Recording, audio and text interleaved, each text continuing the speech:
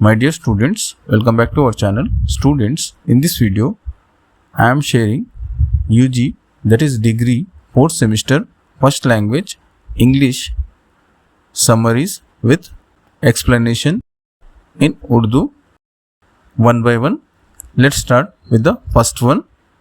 पहला खुलासा है नज़्म वज़ीम इंडियास वज़ पर्सी बाईस शैली पर्सी बिश शैली की नज़्म का खुलासा एक मशहूर नज़्म है जिसे पर्सी बिश शैली ने लिखा है।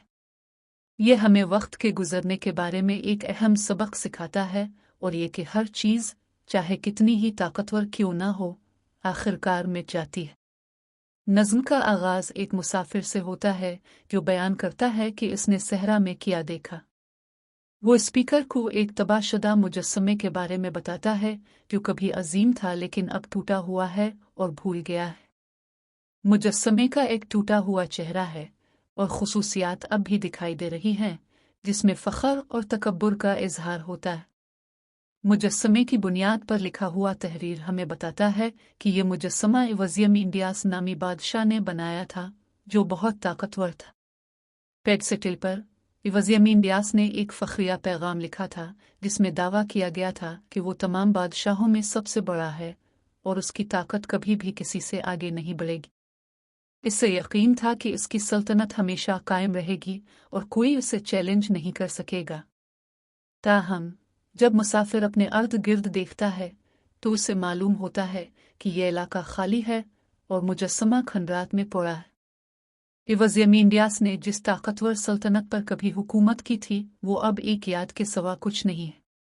मुजस्समे के चेहरे से पता चलता है कि बादशाह ने एक बार सोचा था कि वो नाकाबिल शिकस्त है लेकिन वक्त ने पत्थर को ख़त्म कर दिया है और उसकी सल्तनत का कुछ भी बाकी नहीं बचा है। सहराई हवाओं ने मुजस्समे को आहिस्ता आहिस्ता तबाह कर दिया है और उसके सिर्फ टुकड़े रह गए हैं। इस कहानी के ज़रिए शैले हमें यह ख्याल दिखाते हैं कि ताकत और गुरूर हमेशा के लिए नहीं रहते। एक ज़माने के ताकतवर बादशाह को अब भला दिया गया है और उसकी सल्तनत ख़त्म हो चुकी है। यह नज़्म एक याद दहानी के तौर पर काम करती है कि कोई कितना ही ताकतवर अजीम क्यों ना हो, वक्त बिलाखिर सब कुछ मिटा देगा। नज़्म सिखाती है कि इंसान की सबसे बड़ी कामयाबियां भी आर्जी होती हैं और फितरत और वक्त आखिरकार अपनी लपेट में ले लेते हैं। आखिर में ताकत की नज़ाकत और वक्त के नागुज़ीर गुज़रने के बारे में एक नज़्म है। यह हमें याद दिलाता है कि हम आजिज़ी इख्तियार करें और अपनी कामयाबियों पर ज़्यादा फ़ख्र ना करें क्योंकि ज़िंदगी में कुछ भी हमेशा के लिए नहीं रहता। अगला खुलासा है नसर लॉटरी टिकट उन्टोन चीखोव की तरफ से। उन्टोन चीखोव के नसर दी लॉटरी टिकट का खुलासा। दी लॉटरी टिकट उन्टोन चीखोव की लिखी हुई एक मुख्तसर कहानी है। ये एक शादीशुदा जूले एवान मतिर्च और उसकी बीवी माशा के बारे में है जो आम मुतवस्सित तबके के लोग हैं। एक दिन एवान लॉटरी का टिकट खरीदता है, हालांकि वो जीतने की उम्मीद नहीं रखते हैं। वो सिर्फ इत्तेफाक से थोड़ी अच्छी किस्मत की उम्मीद कर रहे हैं। एक शाम जब वो घर पर होते हैं वो अखबार में जीतने वाले नंबर चेक करने का फैसला करते हैं। इनकी हैरत की बात है, इन्हें मालूम हुआ कि उनका टिकट जीतने वाले नंबरों से मिलता है। उन्होंने एक बड़ी रकम जीत ली है और पहले तो वो बहुत पुरजोश हैं। वो इन तमाम चीज़ों का तसव्वुर करना शुरू कर देते हैं जो वो इनामी रकम से कर सकते थे। वो अपनी माली मुश्किलात की फ़िक्र किए बगैर घर खरीदने, सफ़र करने और ज़्यादा आरामदेह ज़िंदगी गुजारने के बारे में बात करते हैं। माशा ऐशो आराम से भरी ज़िंदगी के ख्वाब देखने लगती है। वो खुद को महंगे कपड़े पहने, एक बड़े घर में रहने और पैसे से खरीदी जाने वाली हर चीज़ से लुत्फ़ अंदोज़ होने का तसव्वुर करती है। जब वो अपनी जीती हुई दौलत के बारे में सोचती रहती है तो वो अपनी ज़िंदगी में होने वाली तब्दीलियों के बारे में सोचना भी शुरू कर देती है। वो अपनी मौजूदा ज़िंदगी और शौहर को पीछे छोड़ने और मुमकिना तौर पर किसी अमीर से शादी करने का तसव्वुर करती है जो उसे और भी ज़्यादा सुकून दे सकता है। आयून भी इन तमाम चीज़ों के बारे में सोचना शुरू कर देता है जो वो पैसे से कर सकता था।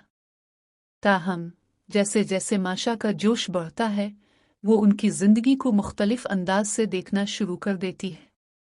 वो आयून से बरतर महसूस करने लगती है और सोचती है कि अब वो इसके लिए काफ़ी नहीं है क्योंकि उसे बेहतर जिंदगी गुजारने का मौका मिला है। दौलत और ऐश व इशरत के ख्वाब उसे अपने शौहर के लिए इज्जत से महरूम कर देते हैं और वो एक ऐसे मुस्तकबिल का तसव्वुर करने लगती है जहां वो इसके बगैर जिएगी। जैसे जैसे उनका जोश बढ़ता जा रहा है, ऐवान अचानक लॉटरी के नंबर दोबारा चेक करता है और इसे एहसास होता है कि इससे गलती हो गई है। उनका टिकट जीतने वाले नंबरों से मेल नहीं खाता। उन्होंने कुछ नहीं जीता।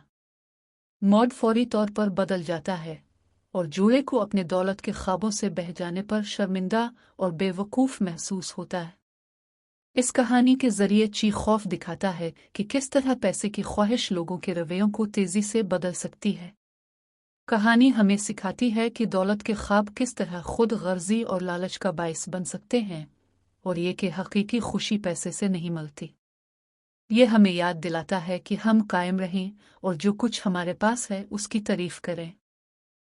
अगला खुलासा है नज़्म मेरी आखिरी जिस रॉबर्ट ब्राउनिंग के जरिया। रॉबर्ट ब्राउनिंग की नज़्म माई लास्ट जिस का खुलासा। My last duchess Robert browning की एक ड्रामाई नज़्म है। ये एक इकोलोग की शक्ल में लिखा गया है जहां ड्यूक ऑफ फेरेरा अपनी अनजहानी बीवी जिसकी तस्वीर के बारे में एक मुलाकाती से बात करता है। इस गुफ्तगू के जरिए हम ड्यूक के किरदार और ताकत और कंट्रोल के बारे में उसके ख्यालात के बारे में सीखते हैं। नज़्म का आगाज़ ड्यूक के आने वाले को अपनी फौत शुदा बीवी जिसकी पेंटिंग दिखाते हुए और उसकी वजाहत के साथ होता है। उसने जिक्र किया कि पेंटिंग में इसे मुस्कुराते हुए दिखाया गया है लेकिन इसे मुस्कुराहट पसंद नहीं है। उसने इंकिशाफ किया कि जिस एक मेहरबान और खुश मिजाज औरत थी जो हर एक को देखकर आसानी से मुस्कुरा देती थी और सादा चीज़ों में खुशी पाती थी जैसे फितरत की खूबसूरती या दूसरों की मेहरबानी। वो समाजी हैसियत से कत नज़र सबके साथ यकसां सलूक करती थी और इससे ड्यूक को हसद और गुस्सा आता था। ड्यूक का ख्याल था कि इसकी बीवी को अपनी मुस्कुराहट सिर्फ उसके लिए रखनी चाहिए बतौर शौहर, ना कि दूसरे लोगों के लिए। वो चाहता था कि वो ज़्यादा एहतराम का मुजाहरा करे और इस तरह बर्ताव करे जिससे इसकी ताकत और आला मकाम की अक्कासी हो। लेकिन मासूम और आज़ाद रूह होने की वजह से उसके रवैये को तब्दील नहीं किया। इससे ड्यूक के लिए बहुत मायूसी हुई। नज़्में ड्यूक इत्तेफाक से जाहिर करता है कि इसने अपने अदम इत्मीनान से निमटने के लिए इंतहाई इक़दाम किया। इसका कहना है कि इसने हुक्म दिया जिसकी वजह से जिसका ज़वाल हुआ। इसका मतलब यह है कि इसने इसे कत्ल कर दिया था। वो इस मामले के बारे में पुरसुकून और अलग थलग अंदाज में बात करता है, कोई पछतावा या जुर्म जाहिर नहीं करता। जैसा कि बातचीत जारी है, ड्यूक जहेज वो रकम जायदाद जो एक दुल्हन शादी में लाती है पर बात करने के लिए आगे बढ़ता है। इसने जिक्र किया कि अब वो एक नई बीवी की तलाश में है और आने वाला समझता है कि ड्यूक एक और मुअज़्ज़ज़ ख़ानदान के साथ शादी के लिए बातचीत कर रहा है। ड्यूक के अल्फाज के ज़रिए हम समझते हैं कि वो औरतों को ऐसी चीज़ों के तौर पर देखता है जिस पर काबू पाया जाए और उसकी मलकियत हो। आखिर में माई लास्ट डचेस ताकत, हसद और कंट्रोल के मौज़ूआत को नुमायां करता है। ड्यूक का किरदार एक जालिम जागीरदार आदमी के तौर पर सामने आया है जो अपनी बीवी में किसी भी किस्म की आज़ादी या खुशी को बर्दाश्त नहीं कर सकता। नज़्म गैर चेकशदा अथॉरिटी के ख़तरात और दूसरों को कंट्रोल करने और गैर इंसानी बनाने से होने वाले नुकसानात के बारे में एक इंतबाह के तौर पर काम करती है। अगला खुलासा है नस्र दी डोल हाउस कैथरीन मीनसफील्ड के जरिया। कैथरीन मीनसफील्ड के नस्र दी डोल हाउस का खुलासा। दी डोल हाउस कैथरीन मीनसफील्ड की एक मुख्तसर कहानी है। ये दो बहनों इज़ाबेल और लोटी के बारे में है जो एक अमीर घराने से ताल्लुक़ रखती हैं और कीजिया नामी एक गरीब लड़की के साथ उनकी बातचीत। कहानी इस वक्त शुरू होती है जब बर्नील बहनें इज़ाबेल और लोटी को एक खूबसूरत गुड़िया का घर तोहफे के तौर पर मिलता है। ये गुड़िया घर बहुत बड़ा और छोटे तफसीली फर्नीचर से भरा हुआ है जिससे ये एक हकीकी घर की तरह नजर आता है। दोनों बहनें अपनी दोस्त एमी के साथ इस तोहफे को लेकर बहुत पुरजोश हैं और उसे स्कूल में अपने तमाम दोस्तों को दिखाना शुरू कर देती है। ताहम वो एक कम खुशकिस्मत खानदान की एक गरीब लड़की कीजिया को गुड़िया घर देखने से खारिज करने का फैसला करते हैं। इजाबेल और लोटी को लगता है कि कीजिया उनके साथ नहीं है क्योंकि वो गरीब है। वो नहीं चाहते कि वो उनके साथ जाए अकेले। कीजिया उदास और परेशान महसूस करती है लेकिन कुछ नहीं कहती। वो मायूस है कि वो उनके मजाक में शामिल नहीं है। बाद में कीजिया को गुड़िया घर देखने का मौका मिलता है जब दूसरे बच्चों ने इसे पहले ही देखा होता है। जब वो घर में दाखिल होती है तो खूबसूरती और छोटे से फर्नीचर को देखकर हैरान रह जाती है। गुड़िया घर की तमाम चीज़ों में से जो चीज़ इसकी आंख को सबसे ज्यादा पकड़ती है वो एक छोटा नाजुक लैंप है। वो चिराग की तारीफ करती है और उसके बारे में बात करती है कि ये कितना शानदार है। लेकिन इसाबेल, जो गुड़िया घर की हिफाजत करती है, लैंप का जिक्र करने पर कीजिया पर नाराज हो जाती है। इजाबेल कीजिया को गुड़िया घर छोड़ने और वापस न आने को कहती है। कहानी दिखाती है कि किस तरह समाजी तबका लोगों के दरमियान तकसीम पैदा कर सकता है। इजाबेल और लोटी का खानदान अमीर है और वो कीजिया से बरतर महसूस करते हैं क्योंकि वो गरीब है। बर्नील बहनों का तर्ज अमल इस बात पर रोशनी डालता है कि वो अपनी समाजी हैसियत की बुनियाद पर दूसरों को कैसे खारिज करती है। दूसरी तरफ कीजिया गुड़िया घर की सादा खूबसूरती की तारीफ करते हुए रहमदिली और मासूमियत का मुजाहिरा करती है। आखिर में गुड़िया का घर समाजी तबकाती इख्तिलाफात की नाइंसाफ़ी के बारे में एक कहानी है। इससे पता चलता है कि किस तरह लोगों के साथ उनकी माशी हैसियत की वजह से बुरा सलूक किया जा सकता है। कहानी हमें सिखाती है कि एहसान और सादा चीज़ों की तारीफ करने की सलाहियत दौलत और हैसियत से ज़्यादा अहम है। अगला खुलासा है। नज़्म उम्मीद पंखों वाली चीज़ है, एमिली डिकिंसन की तरफ से। एमिली डिकिंसन की नज़्म उम्मीद पंखों वाली चीज़ है का खुलासा। नज़्म उम्मीद पंखों के साथ चीज़ है। एमिली डिकिंसन ने उम्मीद का मवाजना एक परिंदे से किया है जो हमारे अंदर रहता है और हमें ताकत देता है। शायर उम्मीद को हल्की, सुकून बख्श और हमेशा मौजूद रहने वाली चीज़ के तौर पर बयान करता है, बिल्कुल ऐसे परिंदे की तरह जो मुश्किल वक्त में भी हमें कभी नहीं छोड़ता। नज़्म का आगाज़ ये कहते हुए होता है कि उम्मीद पंखों वाले परिंदे की मानिंद है। ये परिंदा रूह में छोड़ता है, यानी ये हमारे अंदर रहता है, गर्मी और सुकून फराहम करता है। परिंदे को बदले में किसी चीज़ की ज़रूरत नहीं है। ये सिर्फ गाता है और हमें बेहतर महसूस करने में मदद करता है।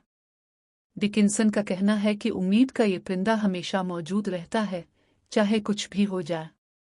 मुश्किल वक्त में भी ये गाना कभी नहीं रोकता। उम्मीद परिंदे की तरह तूफानों और जिदोजहद के दौरान हमारा साथ नहीं छोड़ती। ये हमारे साथ रहता है, हमें मुश्किल लम्हात से गुजरने की ताकत देता है। शायर इस बात पर जोर देता है कि उम्मीद ऐसी चीज़ नहीं है जिसे हम देख सकते हैं या छू सकते हैं, लेकिन यह हमेशा मौजूद है। यहाँ तक कि जब जिंदगी मुश्किल हो जाती है और सब कुछ तारीक नजर आता है, उम्मीद गाना जारी रखती है। उसे हमसे किसी चीज़ की ज़रूरत नहीं है। परिंदे को खाने या देखभाल की तवक्को नहीं होती, फिर भी वो हमें तसल्ली देता रहता है, जिस तरह उम्मीद हमारे दिलों में बगैर कुछ मांगे रहती है। शायर उम्मीद को एक ऐसी ताकत के तौर पर भी बयान करता है जो हमारे साथ रहती है, यहाँ तक कि जब सब कुछ खो गया हो। जब हमें उसकी सबसे ज़्यादा ज़रूरत होती है तो ये हमें नहीं छोड़ता। उम्मीद ताकतवर है क्योंकि ये बदतरीन हालात में ज़िंदा रह सकती है और ये हमें आगे बढ़ते रहने की ताकत देती है। यहाँ तक कि जब उम्मीद महसूस करने की कोई वजह नहीं है, उम्मीद हमारे अंदर मौजूद रहती है, जैसे परिंदा हमारे दिलों में गाता है। आखिर में डिकिंसन की नज़्म बताती है कि उम्मीद एक खूबसूरत और बेलौस चीज़ है। ये किसी चीज़ का मुतालबा नहीं करता, लेकिन यह हमेशा मुश्किल वक्त में हमारा साथ देता है। नज़्म हमें सिखाती है कि उम्मीद एक ताकतवर, आज़ाद और ना ख़त्म होने वाला तोहफ़ा है जो ज़िंदगी के चैलेंजों का हिम्मत के साथ सामना करने में हमारी मदद करता है। अगला खुलासा है। नस्र पैकिंग जेरोम की तरफ से। जेरोम के नस्र पैकिंग का खुलासा। पैकिंग जेरोम के जेरोम का एक मिजाहिया मजमून है जिसमें उसने सफ़र के लिए पैकिंग के मुज़हका खेज़ और अफरातफरी के तजुर्बे को बयान किया है। मजमून रावी और उसके दो दोस्तों जॉर्ज और हैरिस के बारे में है जो कुश्ती रानी के सफ़र पर जा रहे हैं। उनके बैग पैक करने का काम उनकी तवक्को से कहीं ज़्यादा मुश्किल और मुज़हका खेज़ निकला। मजमून का आगाज़ रावी के पैकिंग के मुश्किल काम के बारे में बताने से होता है। वो कहते हैं कि पैकिंग अक्सर एक दबाव और उलझा देने वाला अमल होता है और ये यकीनी तौर पर इस वक्त ज़्यादा मुश्किल हो जाता है जब पैकिंग करने वाला शख्स मुनज़्ज़म ना हो। रावी सफ़र के लिए पैकिंग शुरू कर देता है लेकिन इसे जल्द ही एहसास हो जाता है कि उसे यकीन नहीं है कि क्या पैक करना है। मदद करने की कोशिश में इसके दो दोस्त जॉर्ज और हैरिस शामिल होते हैं लेकिन वो भी पैकिंग में बहुत अच्छे नहीं हैं। पहला मुज़हका खेज़ लम्हात में से एक ऐसा होता है जब रावी अपने कपड़े बांधना शुरू करता है। वो गलती से एक ही कमीज़ को 2 बार पैक कर लेता है और सिगरेट का केस भी पैक करने की कोशिश करता है जिसकी इसे ज़रूरत नहीं है। इसके दोस्त जॉर्ज और हैरिस भी इतने ही लापरवाह हैं। जॉर्ज सिर्फ एक बूट पैक करता है और हैरिस मदद करने की कोशिश में बेतरतीबी से चीज़ें पैक करना शुरू कर देता है। वो सब अहमकाना गलतियां करते रहते हैं और अहम अशिया जैसे टूथब्रश और दीगर ज़रूरी अशिया को पैक करना भूल जाते हैं। जैसे जैसे वो पैक करते रहते हैं सूरत हाल और भी ज़्यादा गैर मुनज़्ज़म हो जाती है। उनकी असल ज़रूरत पर तवज्जो देने के बजाय वो अहम चीज़ों को छोड़ते हुए गैर ज़रूरी चीज़ें जैसे खाना, छतरी और इजाफी अशिया पैक करते हैं। वो एक दूसरे से बहस करते हैं कि गलती किसने की, लेकिन इनमें कोई पेशरफ्त नहीं होती। ये वाज़े हो जाता है कि उनमें से कोई भी पैकिंग में माहिर नहीं है और सफ़र के बारे में उनका जोश सिर्फ सूरत हाल को मज़ीद ख़राब करता है।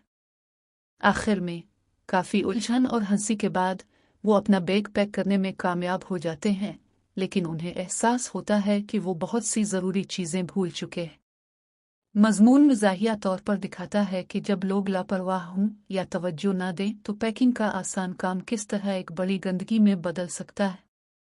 मजमूई तौर पर पैकिंग एक मुज़हका खेज़ मज़मून है जो पैकिंग के अमल के दौरान होने वाले अफरातफरी को नुमायां करता है।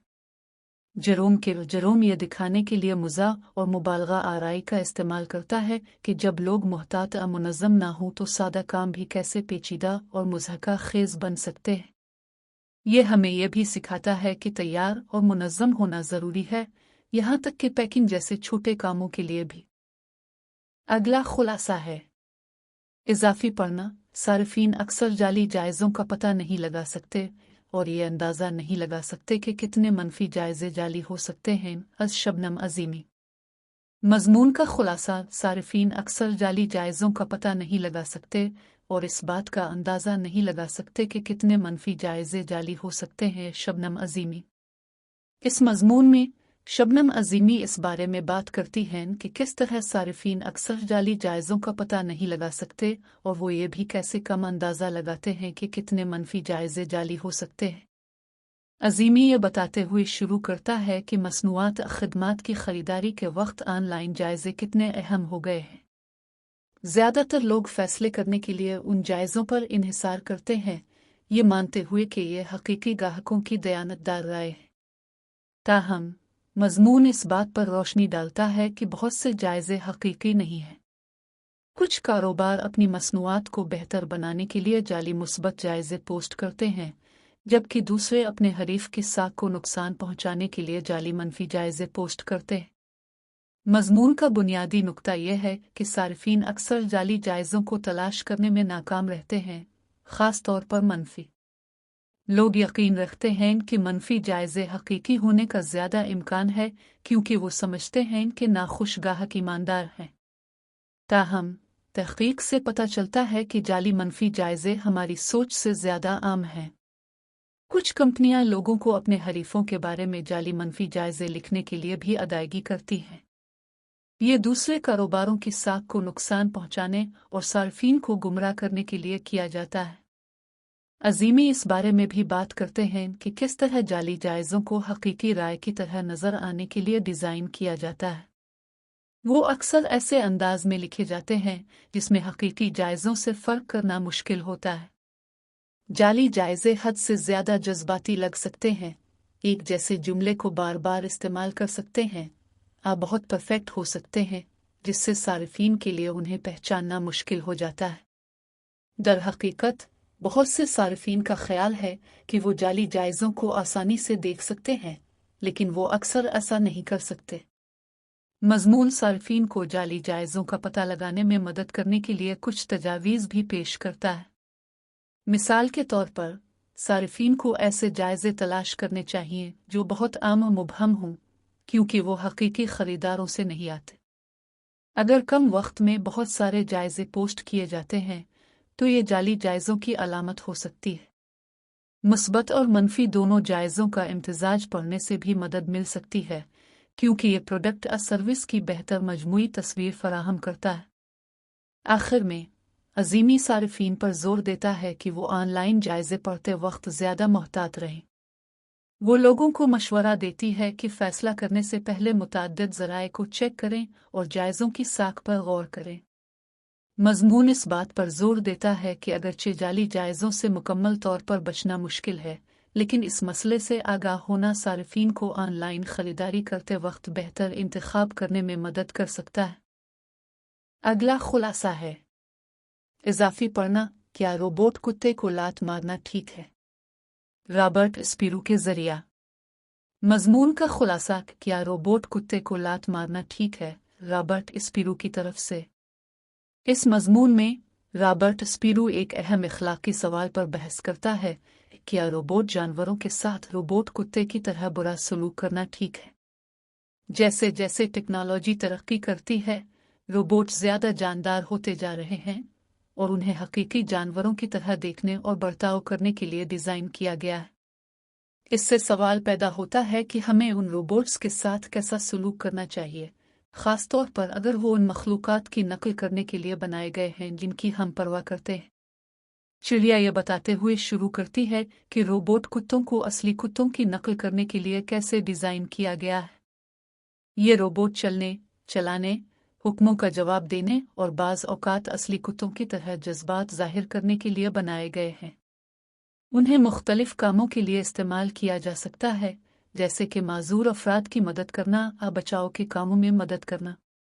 जैसे जैसे ये रोबोट ज़्यादा तरक्की याफ्ता होते जाते हैं, वो इंसानों के साथ उन तरीक़ों से बातचीत कर सकते हैं जिससे वो तकरीबन जिंदा दिखाई देते हैं।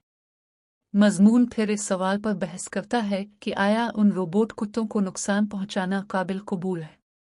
चूंकि वो जिंदा नहीं हैं, वो दर्द महसूस नहीं करते या हकीकी जानवरों की तरह जज्बात रखते हैं। ताहम, मुसन्निफ का मशवरा है कि हमें अब भी सोचना चाहिए कि हम उनके साथ कैसे सलूक करते हैं। यहाँ तक कि अगर रोबोट कुत्ता दर्द महसूस नहीं कर सकता, इसके साथ बदसलूकी करने से हकीकी जानवरों और लोगों के साथ बुरे सलूक की हौसला अफजाई हो सकती है। इसकी वजह यह है कि हम रोबोट के साथ कैसा सलूक करते हैं, इससे जाहिर होता है कि हम जानदारों के साथ कैसा सलूक करेंगे। स्पिरू इस बारे में भी बात करता है कि लोग रोबोट कुत्तों के लिए हमदर्दी कैसे महसूस कर सकते हैं, हालांकि वो मशीनें हैं। अगर कोई रोबोट कुत्ते को लात मारता है या उसे चोट पहुंचाता है, तो वो मुजरिम महसूस कर सकता है, क्योंकि रोबोट किसी जख्मी जानवर की तरह रद्द अमल जाहिर करता है। रोबोट उदास आवाज़ें निकाल सकता है या हरकत करना बंद कर सकता है, जिससे फ़र्द को ऐसा महसूस हो सकता है कि इसने कुछ गलत किया है, हालांकि रोबोट को दरहकीकत दर्द नहीं होता है। मज़मून का इख्तिताम यह तजवीज़ करते हुए होता है कि हमें इस बारे में मुहतात रहने की ज़रूरत है कि हम रोबोट्स के साथ कैसे सलूक करते हैं, चाहे वो जिंदा ही क्यों ना हो। अगर हम रोबोट्स के साथ बुरा सलूक करने के आदी हो जाते हैं, तो ये मुतासिर हो सकता है कि हम हकीकी जानवरों और लोगों के साथ कैसे बर्ताव करते हैं। बुनियादी पैगाम यह है कि हमें अपने अमाल के असरात के बारे में सोचना चाहिए और वो जानदारों के साथ हमारे रवैये को कैसे तश्कील दे सकते हैं। खुलासा ये कि मज़मून इखलाकी सवाल उठाता है कि हमें रोबोट जानवरों के साथ रोबोट कुत्तों की तरह सलूक कैसे करना चाहिए। अगरचे वो दर्द महसूस नहीं करते हैं, लेकिन उनके साथ बदसलूकी हकीकी जानवरों और इंसानों के साथ नुकसानदेह सलूक का बाइस बन सकती है। मुसन्निफ हमें अपने अमाल के अखलाकी मुज़मरात पर गौर करने और रोबोट और जानदार दोनों के साथ एहतराम के साथ बर्ताव करने की तरगीब देता है। अगला खुलासा है, इजाफी पढ़ना हमें छुट्टियों की रसूमात और रवायात क्यों पसंद हैं, बज़रिया दमीट्रीज़ के मज़मून में हमें छुट्टियों की रसूमात और रवायात क्यों पसंद हैं का खुलासा। मज़मून में हमें छुट्टियों की रसूमात और रवायात क्यों पसंद हैं में दमीट्रीज़ बताते हैं कि लोग छुट्टियों की रसूमात और रवायात से क्यों लुत्फ़ अंदोज़ होते हैं और वो लोगों को इकट्ठा करने और ताल्लुक़ का एहसास पैदा करने में किस तरह मदद करते हैं। शुरू होता है इस तरफ इशारा करते हुए कि ततीलात और उनके साथ आने वाली रवायात इंसानी ज़िंदगी का एक अहम हिस्सा हैं। चाहे हिंदुस्तान में दिवाली मनाना हो, दूसरे ममालिक में क्रिसमस हो या ईद, ये रसूमात लोगों को सुकून और खुशी का एहसास दिलाती है। रवायात लोगों को अपनी सकाफ़त, मज़हब और ख़ानदान से जुड़े रहने में मदद करती हैं। जश्न मनाने के लिए इकट्ठे होने का अमल न सिर्फ तफरीही है बल्कि ताल्लुकात को मजबूत और देरपा यादें भी बनाता है। मुसन्निफ ने इस बात पर रोशनी डाली कि छठी की रसूमात एक ऐसी दुनिया में इस्तेहकाम और सुकून का एहसास फराहम करती हैं जो हमेशा बदलती रहती है। इनमें से बहुत सी रवायात जैसे घरों को सजाना, खाना बांटना या नमाज पढ़ना हर साल दोहराई जाती हैं, जो लोगों को कुछ जानी पहचानी चीज़ देती हैं जिसका इंतज़ार करना है।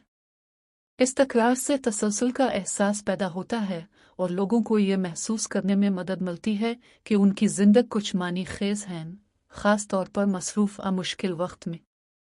एक और अहम नुक्ता करता है कि ये रसूमात लोगों को दूसरों से जोड़ती हैं। यहाँ तक कि अगर हम अकेले या छोटे ग्रुप में जश्न मना रहे हैं, हम एक बड़ी कम्युनिटी का हिस्सा हैं जो उन्हीं रवायात की पैरवी करती है। मिसाल के तौर पर जब दुनिया भर में लाखों लोग दिवाली या क्रिसमस मनाते हैं तो वो उन मुश्तरका रस्म व रिवाज की वजह से मुत्तहिद महसूस करते हैं, हालांकि वो एक दूसरे को जानते भी नहीं हैं। ये मुश्तरका तजर्बा बॉन्ड्स और ख़ुद से बड़ी चीज़ से ताल्लुक़ रखने का एहसास पैदा करने में मदद करता है। मज़ीद ये कि छठी की रसूमात तनाव को कम करने और खुशी लाने में मदद करती हैं। रोज़ाना के दबाव के दरमियान इन रवायात में हिस्सा लेने से लोगों को आराम करने और अपने प्यारों के साथ वक्त गुजारने का मौका मिलता है। ख़ास पकवान पकाना, तहाइफ का तबादला करना या ततीलात के दौरान ख़ानदानी इज्तिमाआत में शिरकत करना लोगों को खुश और ज़्यादा मरबूत महसूस कर सकता है। आखिर में मज़मून वज़ाहत करता है कि ततीलात की रसूमात और रवायात महज तफरीही सरगर्मियों से ज़्यादा हैं, वो इंसानी ज़िंदगी का एक अहम हिस्सा है। वो सुकून फराहम करते हैं, लोगों को उनकी सकाफ़त और बरादरी से जोड़ते हैं और खुशी और राहत के लम्हात पेश करते हैं। इन रवायात पर अमल करके हम न सिर्फ अपने आप को महसूस करते हैं बल्कि अपने इर्द गिर्द के लोगों के साथ रिश्ता भी मजबूत करते हैं।